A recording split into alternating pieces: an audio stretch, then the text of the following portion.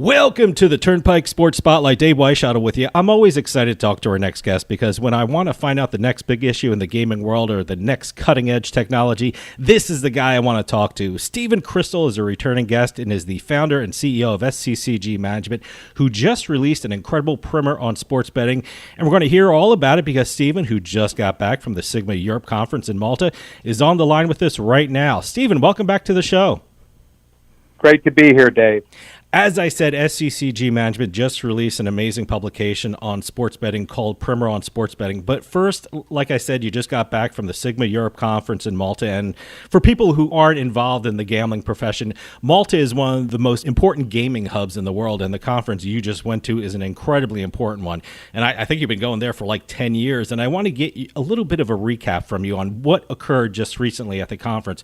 What were some of the big topics discussed at this year's SIGMA Europe Conference? Yeah, excellent, Dave.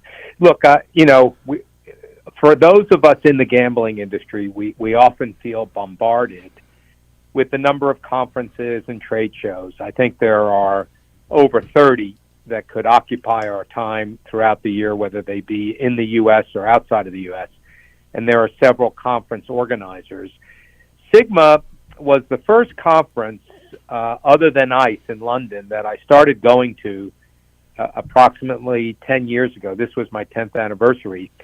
It existed maybe going back 15 years, and SIGMA became a very popular location for iGaming companies that operate worldwide to locate their headquarters because of tax considerations. And the reason I went to SIGMA every year, besides being in an exotic location, Malta, right off the coast of Sicily, Italy, is because it showcases better than any show that I go to in the year, the technology that is to come in the future. So if I want to look into the future, then I want to go to Malta every year to stay on top of it. This year featured really two things that stood out, or three things that stood out to me. One was content, and the plethora of content, the creativity, the use of crash games, for example, algorithms to create almost an RNG slot machine effect.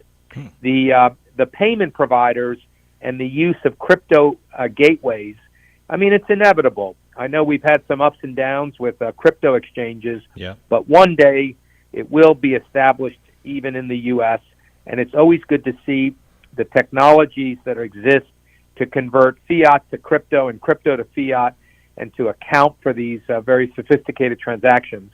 And then finally, platforms were showcased throughout, including some that we're associated with. And the platforms, the functionality, the features are just getting more and more sophisticated, particularly in the area of customer acquisition, customer retention, and the use of AI in operating iGaming sites and sports betting sites. You know, speaking of big issues, especially for the coming year, sports betting will continue to expand and grow around the world. And as I said, SCCG Management released their primer on sports betting. And believe me, if you are new to sports betting or you live in a state that just legalized sports betting, read this because everything you should know is in there about the industry. Stephen, what was your goal in creating this primer on sports betting? What do you hope people get out of reading this primer? Over a year ago, we decided to dedicate ourselves to filling a gap in terms of research in the gambling industry. And that gap was to provide research-length papers or primers on hot topics that people wanted to have a working knowledge of. And we wanted to do this for free. We wanted to offer this as a service, a free service to the people that we often appear in front of, promoting various products and platforms. We wanted to give something back. And so we've been focusing on a number of topics, such as a primer on sports betting. We've also done topics such as social casino and esports. And later this week, we're going to come out with skill-based gaming. These are hot topics that people who are influencers or stakeholders in the process need a working knowledge of. In the sports betting primer, we simply for 5 years, we've traversed the country. There are over 30 states with some form of sports betting. We wanted to give the people who are dealing with this issue on behalf of tribes, on behalf of small and medium-sized operators, on behalf of corporate entities, a working knowledge of the syntax, of the terminology, of the basic, underpinnings of what makes sports betting a business. Anytime we talk about the history of sports betting, everyone starts with the Professional and Amateur Sports Protection Act, or PASPA. That's when you hear PASPA, that's what we're talking about. And when we talk about sports betting world, we speak in terms of pre-PASPA or post-PASPA. Working in this industry, I'm really shocked how many people don't know what PASPA is and what it says. What was PASPA, and why was it such a major step when it was repealed by the U.S. Supreme Court? I come from Nevada. Mm-hmm. I used to own casinos in Nevada, and we operated sportsbook. We had a very powerful senator, Harry Reid, who became majority leader. He has since passed on. But Harry Reid made sure that Nevada was protected in its ability to be the only jurisdiction in America that could offer sports betting. And for the most part, that was done through retail sports books in Las Vegas and the other major locations within the state of Nevada. The state of New Jersey, through Governor Chris Christie, governor at the time, challenged that notion and said that it wasn't really fair in terms of interstate commerce to have such a protection for one state. And the state of New Jersey was victorious at the Supreme Court. And so now the regime that we have is a state-by-state approval process where each state can regulate and legislate the boundaries of sports betting in that state. Obviously, the alternative to that would have been a federal law that would have, in essence, created a uniform process. But most people felt that that was untenable, mostly because of the different stakeholders and the political nature of the process. And most people feel that the state-by-state approach, which came as a result of the repeal of PASPA, has really been the best way to proliferate iGaming in the U.S. In the primer, I love the way you described the sports betting industry. You separated it into three components: the pricing engine, the platform, and the brand. It's such a great way to explain the industry, and very important to understand the industry. Explain those three components, and why are they so important for sports betting? All you have to do is look at how the industry has unfolded in 5 years. We started with over 200 brands, and now we have really 5 to 10 brands that have any relevance in the sports betting market. Why? What do these 5 or 10 brands have in common? For the most part, they have a strong brand and a database. Number 2, they have a platform that they control. And number 3, they have sophisticated pricing and trading engines in order to make a fair margin on the volume that they're achieving through their market share. So the very 3 factors that you isolate are the 3 factors that separate the winners from the losers so far. One of the great things, and why I said if you're new to sports betting, you should read this primer, because you explain how odds are calculated and the different types of odds, fractional odds, American odds, decimal odds. But I want to ask you about something that we at the show always get a lot of questions about from new bettors, and that is the VIG, or the vigorish. Basically, it's the way the sports books make money. What is the VIG, and why is it so important for bettors, especially new bettors, to know about the VIG? The way I describe VIG, and again, you have to understand, I learned sports betting, yes, as a casino owner on Fremont Street, but the truth is I was learning about sports betting from Europe when I made frequent trips to the conferences, and what I learned is the way we used to make book in America is very different than the way the business is run in the rest of the world, which is decades ahead of the U.S., decades ahead in terms of sophistication. The way that we ran book for years when we were downtown is we would basically look and see where the bets were coming in. We would maybe take a line that came, out of Curacao from Pinnacle as a standard, and then we would basically adjust the line and balance the book, and we would add our vigorish, our margin, based on how we felt the contest would come out, based on the points we were given and the various propositions attached to it. That's not how bookmaking is done today. It is done with very, very sophisticated algorithms and models.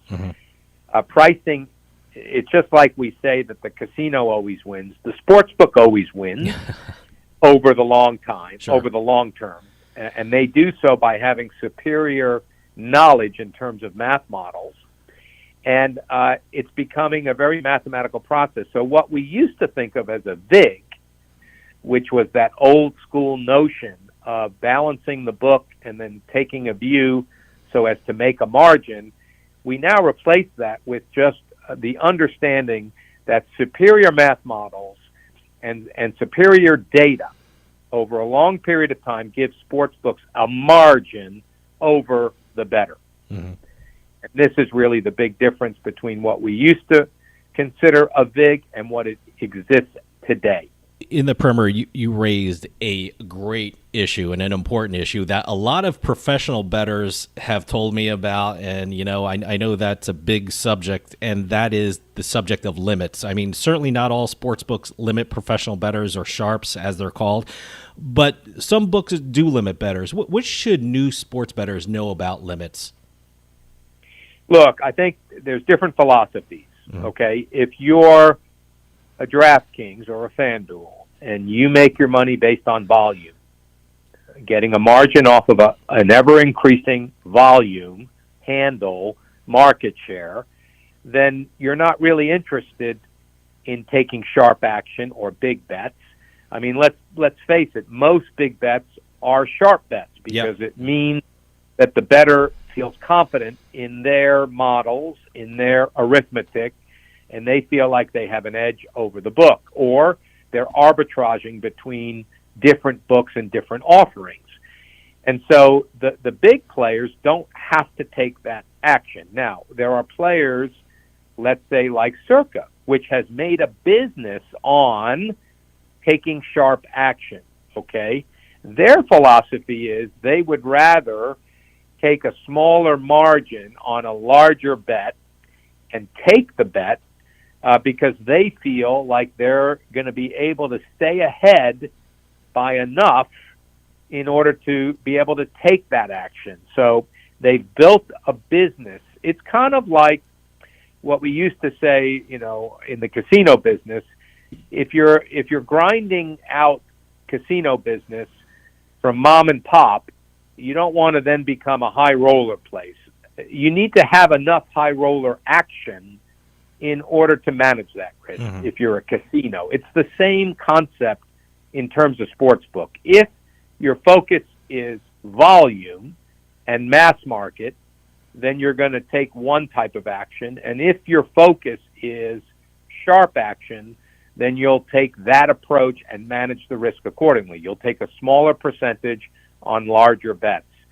Both are doable, but when you try to combine one with the other, sometimes that's what throws things off balance. So that's why you'll see books identified as books that will take sharp action, like Pinnacle or Circa, and books that will take mass market and limit you, like FanDuel and DraftKings. When you get to like Caesars or MGM, they have more of a VIP mentality because of their vast casino business.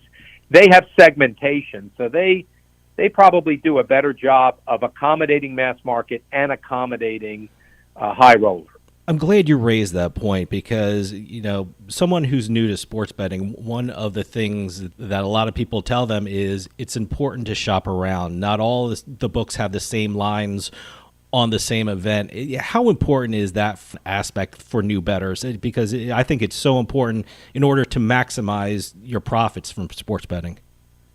Look, my experience is with all the odds checker sites, with all the real-time availability of data, I don't know that there's so much of a shop around. I think sometimes sports books will purposely be out of balance with the other views in order to attract business, and it's almost like a marketing play.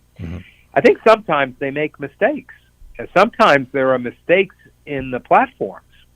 in the data feeds. I remember this was the case, with some of the bookmakers I've worked with personally, where they discover that let's say, for example, their prop lines or some of their in-play, isn't as refined as some of the pre-match data, and they end up finding anomalies based on bettors finding those anomalies and trying to exploit them. Mm-hmm. And so it does happen, just like advantage players might find a roulette wheel that's off balance and go to that casino because they see it, hitting a preponderance of certain numbers. It's no different than in sportsbook. There are sharp people out there who are looking for these anomalies. Sometimes they're on purpose, and sometimes they're not. That's why I think the primer that you just released on sports betting is so important, because it gives the bettor an inside look on the business practices of the sports books. I mean, you talk about, betting on spreads and money line or the total, and the primer goes through all of them. But I want to ask you about a certain type of bet that sports books are really, they seem to be moving from the customer acquisition phase to their profitability stage, and they really seem to be pushing parlays. I mean, whether it's same game parlays, parlay insurance, ready-made parlays. I mean, I saw a sports book that has something called a parlay hub where they're already made for you and things like that. And when placing bets in sportsbooks, what should new bettors be aware of with regard to the business practices of sportsbooks? I mean, certainly they're really focusing on a certain type of bet, and they're really starting to push that in their advertising. The way I like to describe it, by the way, parlays, people sometimes say that parlays are an invention of the U.S. Mm-hmm. When we ran our sports books, we would often create parlays. Mm-hmm. It almost has the effect of creating a lottery-style way of engaging with sports betting. And some people feel it attracts more casual bettors because your jackpots are bigger. Sure. And it gives you a reason to watch either multiple events within a single event or multiple events across a sport or different sports. So it has a real engagement factor to it. But the truth is, Europe has had bet builders. Bet builders are, in essence, the ability for the bettor to build their own parlay. And you could build a 20-leg parlay. You could build a 50-leg parlay. Obviously, because there's such sophistication in terms of the odds engine, it can calculate real time what the odds are. And this is where we're moving towards in the U.S. But parlays are popular. Yeah. You have to think of parlays like side bets on a table game. I used to do a lot in table games. And the reason side bets were popular is because they improved the hold percentage. Every side bet improved the hold percentage for the house.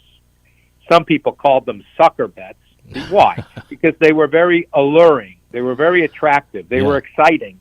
But the chances of winning on a side bet are very, very low. And that's the same thing with a parlay. They're very alluring. They're very exciting. They're engaging. But the chances of winning compared to a straight bet are very low. And, of course, we always hear about when someone wins a parlay because it's exciting. Sure. So it's good for the bookmaker. It's good for the bettor in a way if they enjoy it. And it's good all the way around. It's good for the industry. So, yes, I do think you'll see proliferation, but what I do think you're going to see is more of a European-style bet builder where, in essence, you become your own master of your own destiny in terms of the types of parlays you can build. A professional bettor one time told me parlays don't build bankrolls; they build sports books. He might have been oversimplifying it, but I understand what he's talking about.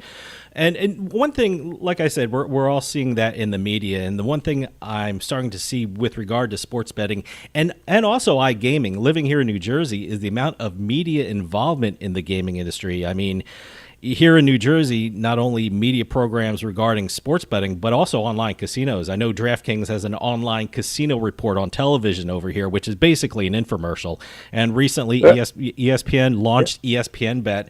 Are we going to see more media properties working with sports betting and even iGaming operators? And are we going to see more partnerships regarding these two companies? Look, our our biggest partnership announcement of this year for SCCG was a partnership with Lady Luck HQ, the number one slot influencer in the world, with hundreds of millions of impressions a month, getting paid millions of dollars to simply play slots and explain to her followers the joy, the mechanics, the art of playing slots. So that's a very small example.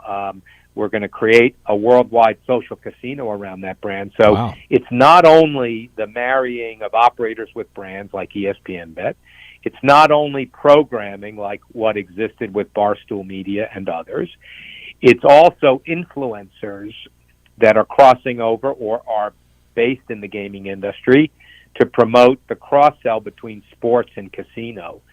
So I think what you're going to see as the competition has winnowed out and we're down to just, handfuls of players, operators and brands, you're going to see more and more creative uses of influencers, media, brands in order to engage with customers.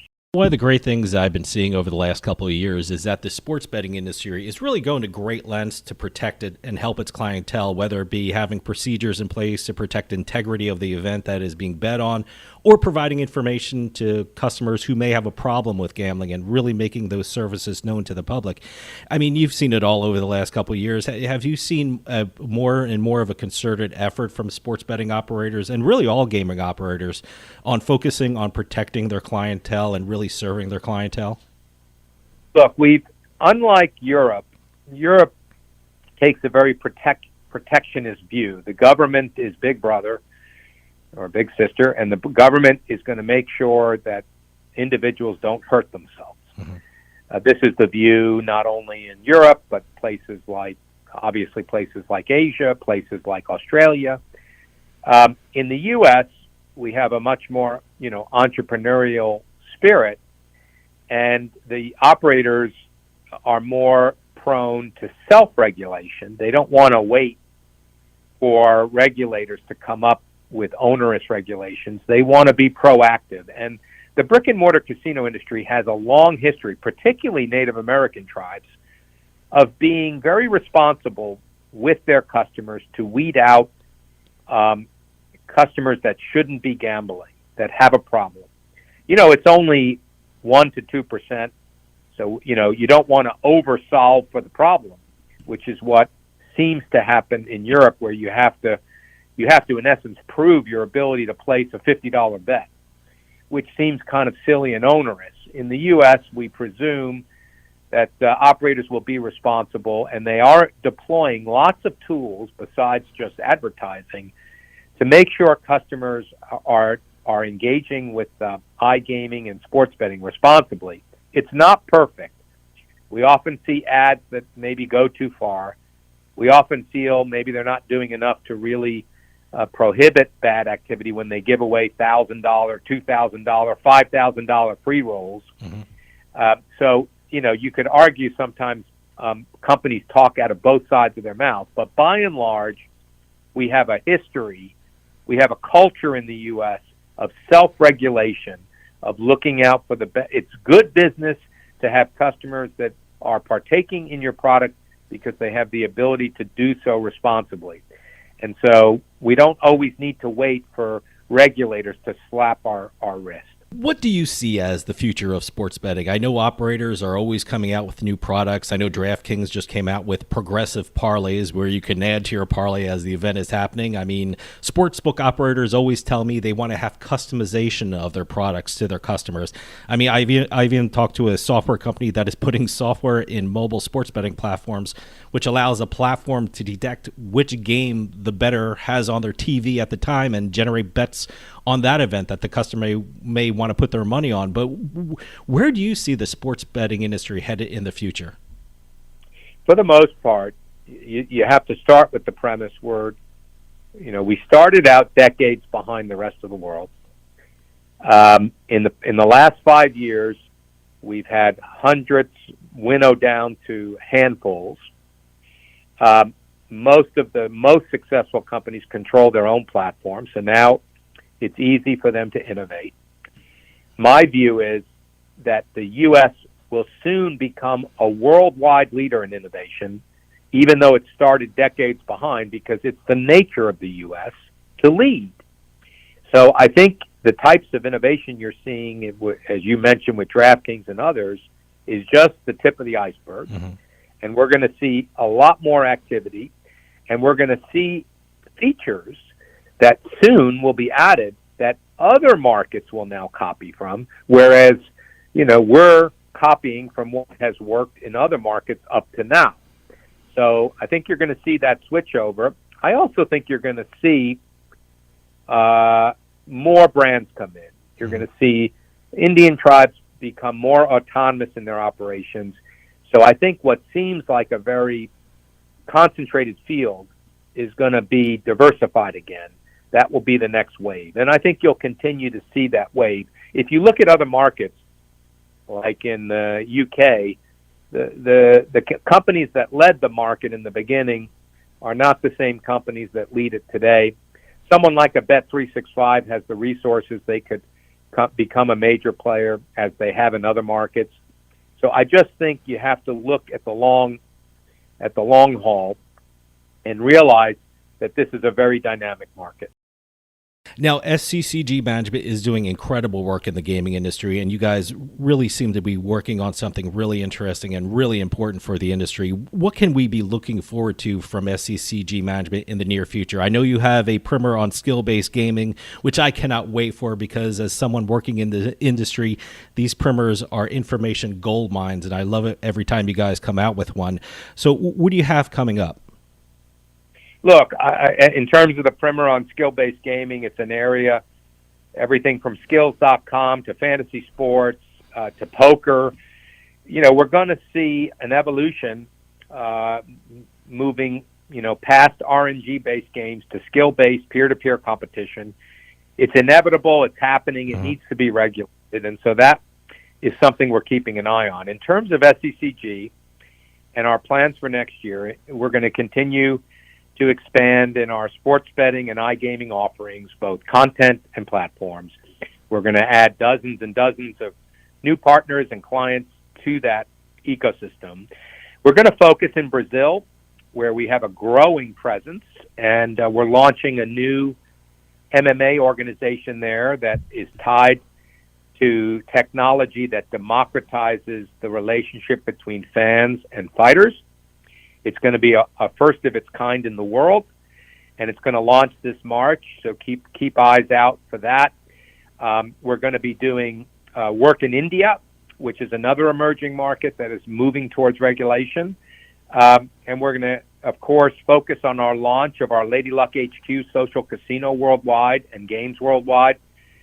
So we have a lot of exciting headliner projects in addition to the work we do every day in terms of our weekly newsletter, our monthly research reports, our outreach on behalf of client partners in every aspect of the ecosystem. So it should be an amazing year, 2024.